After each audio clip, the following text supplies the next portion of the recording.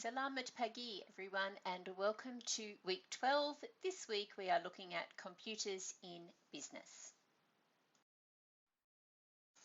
Here is our agenda for today. We are going to review some of the work we did for transport technology, our grammar focus last week of comparatives and superlatives, and our topic for this week, computers in business, with our grammar focus of present tense and present continuous tense. Okay, so just a quick review of our grammar focus for last week. We looked at comparatives and superlatives. So one way to describe nouns, and remember nouns are people, objects, animals. Nouns name things. One way to describe them is by comparing them to something else. So when we compare things, that's when we use comparatives and superlatives. So we might say friendly, friendlier, friendliest. Or if something is important, we could say it's important, more important, or most important. You remember we had 3 different rules for comparatives and superlatives and how to create them. So if the adjective is just one syllable, then we can add ER for the comparative and EST for the superlative to the end of the adjective. So here we have big. Big is one syllable. And then we're going to say bigger and biggest. And in that one, we had to double the G because sometimes we have to do that when we're spelling in English. We have our second rule with comparatives and superlatives. When a 2-syllable adjective ends in Y, we change the Y to I, then add ER or EST. So if we had deadly, to make deadlier, I change the Y to an I and add ER. And then for deadliest, change the Y to an I and add EST. And our third rule was all 2-syllable adjectives that don't end in Y and all adjectives or adverbs that are 3 syllables or more. So longer words, we have to use more and most. So we can have expensive, more expensive as the comparative, and most expensive as the superlative.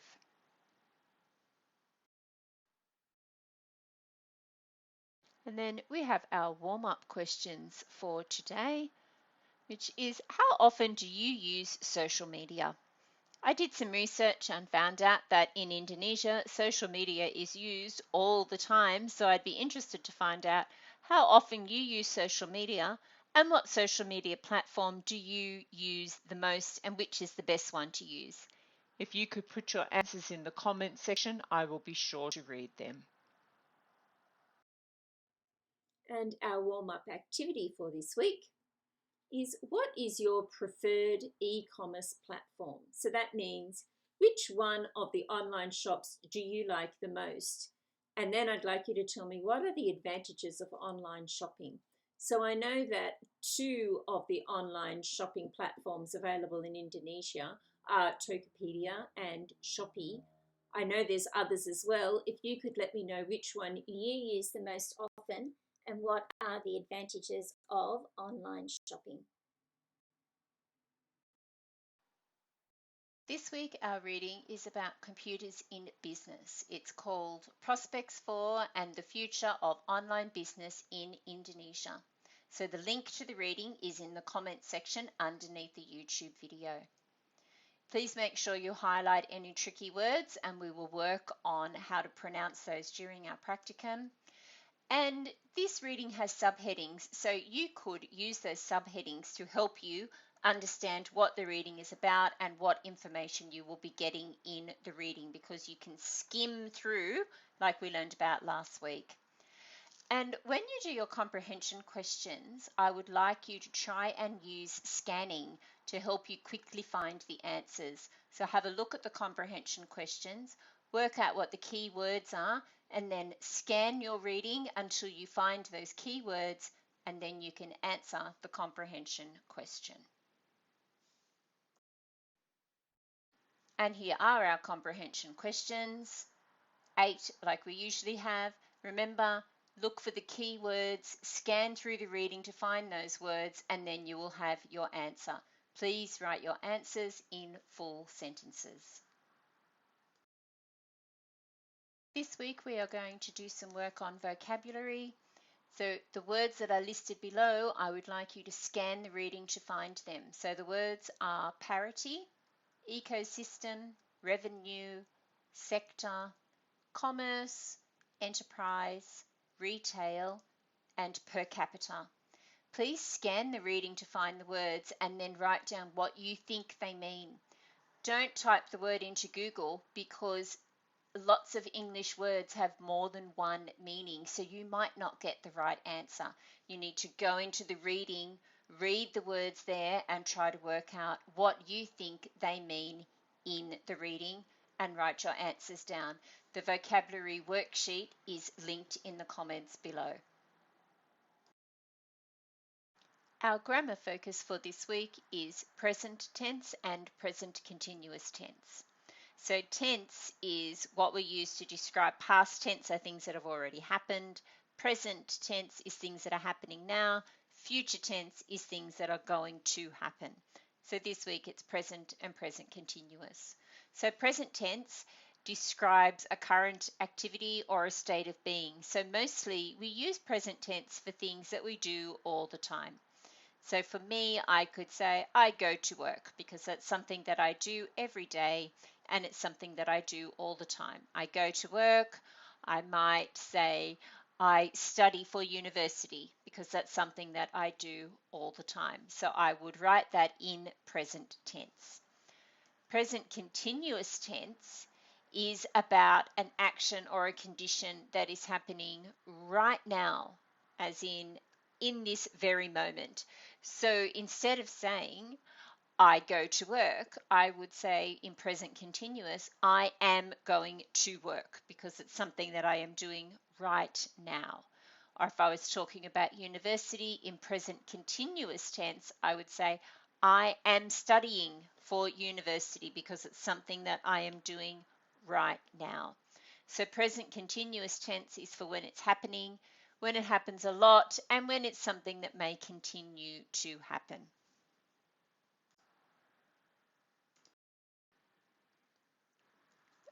Having a look at present tense, this is the different ways that we can write present tense.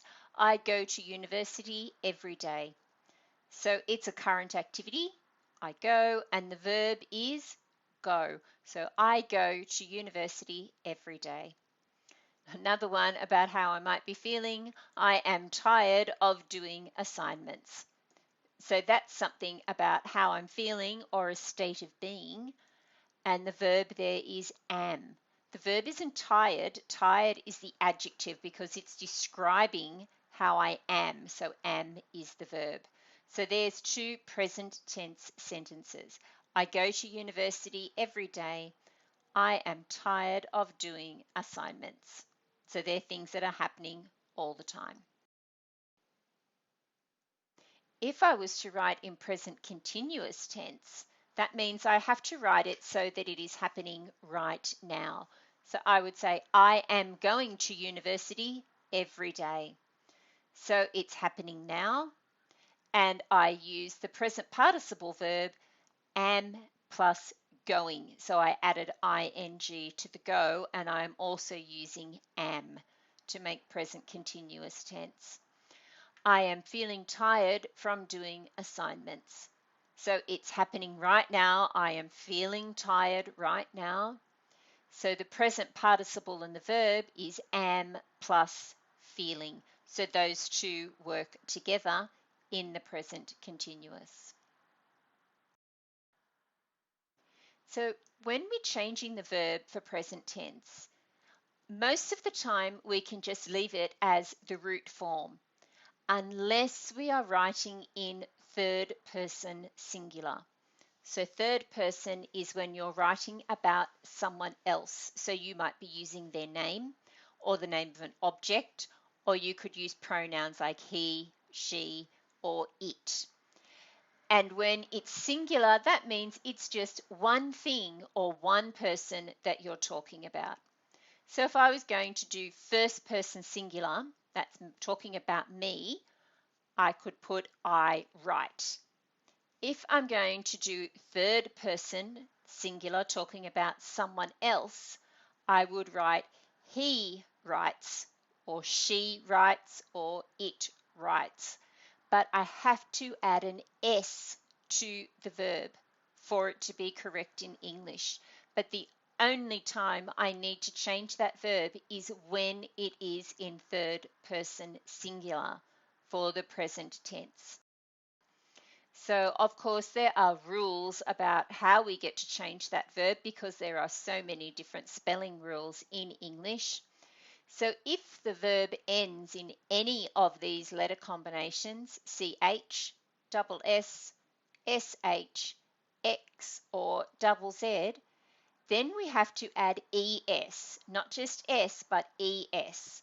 So it will look like crunch becomes crunches.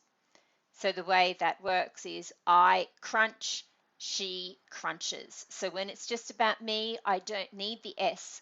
But when I'm talking about another person or another thing, I have to add the ES. So box becomes boxes with ES, buzz becomes buzzes, cross becomes crosses. So if I use that as an example, I would write I cross the road, and then she crosses the road because I'm talking about third person singular. And then hush and hushes. So they're examples of when we need to add ES to the verb. If the verb ends in a consonant and Y, then we change the Y to I before we add the ES. So it's quite like what we did with comparatives and superlatives. Sometimes we have to change the Y to I and then add the ending that we need. So if the word was marry, you can see there's a consonant R and then the Y. So I need to take away the Y, add an I, and then put ES on the end. So I could say, I marry my fiance, and then in third person singular, she marries her fiance, because that's the way it works in English. It's the same with fly. I fly to Hong Kong. He flies to Hong Kong. And you can see that it finished in Y, so I changed the Y to an I and then added ES. So when the verb ends in a vowel and Y, that's really easy. It's the same rule as for most root verbs. You just have to put an S on the end. So you can see there the vowel is A followed by Y. So I just need to add an S. So pay becomes pays. And it's the same thing for buy becomes buys. So these are just the different rules. You don't need to try to remember all of them because they are all written on your worksheet, and you can have a look at them and practice using them. And the more you use them, the more you will understand them and the easier they will be to remember. And because it's English, of course, there are some irregular verbs that don't follow any of the rules that we just talked about. So do becomes does. Have becomes has. So if I did that as an example, I could say, I have a headache. And in third person singular, I would say, Ricky has a headache, because I'm talking about somebody else. So I need to change the verb. Go becomes goes, and be becomes is, if we're talking about third person singular. So changing the verb for the present continuous is different, because in present continuous we use the present participle of the verb. So when we write our sentence, we have the subject, so whoever or whatever the sentence is about. Then we have the first part of the verb, am, is, or are. And then we have the present participle verb, which is the root verb plus ing. So, of course, there are rules for adding ing. A lot of the time, and for most of the verbs, we just have to add ing. So jump becomes jumping. study becomes studying, so that we can use that present participle in present continuous tense. But when the verb ends in E, we have to take away the E before we add the ing. So write becomes writing, and you can see that I took away the E and added ing. And like becomes liking. Again, I took away the E and added ing because the verb finished with an E, which means I have to use that rule. Another rule for changing the verb in present continuous is when the verb ends in C, you have to add king. So mimic, if you mimic something, that means you're copying them. So you could say, I mimic my teacher, or in present continuous, you would say, I am mimicking my teacher, so copying, but we have to add king. Another word that ends in C is panic. So maybe that's something that happens when we do an exam. We might panic.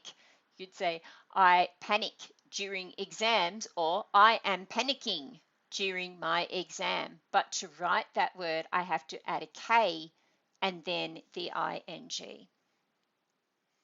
Okay, and our final rule that we're looking at is if there is a vowel and then a consonant, just like this, so a single vowel and then a consonant, a lot of the time we have to double the consonant. So stop becomes stopping, but with two P's.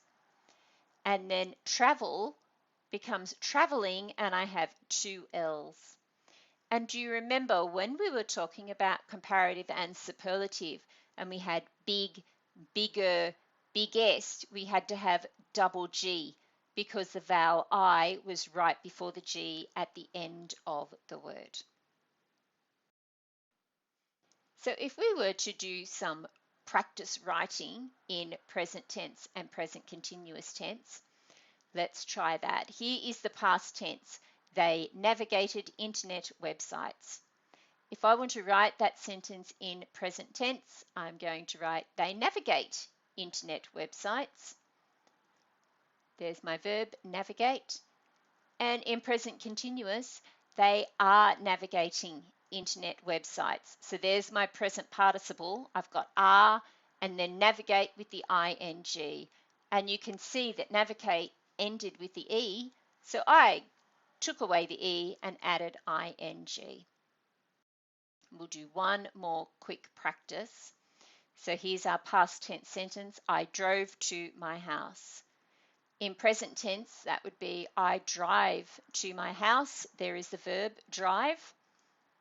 And in present continuous, I am driving to my house. It's something that I'm doing right now. So there's my present participle verb, driving, and I've also got the word am. So for your grammar activity for this week, I would like you to look at these sentences that are all written in the past tense. You can read them for yourselves later, and write them in present tense and then write in present continuous tense. So there are 8 sentences altogether. These are on a worksheet that is in a link underneath the YouTube video. So you click on the link, the worksheet will be there, and all the rules are there as well. So you can complete that work there. For our practical lesson on Thursday, please make sure that you have done the reading. Bring along your comprehension answers in full sentences, your vocabulary work, and your grammar work.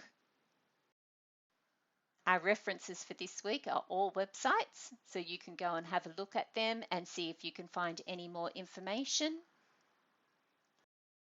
And that's our finish for today. So terima kasih everyone. Thank you for coming, and I will see you all on Thursday.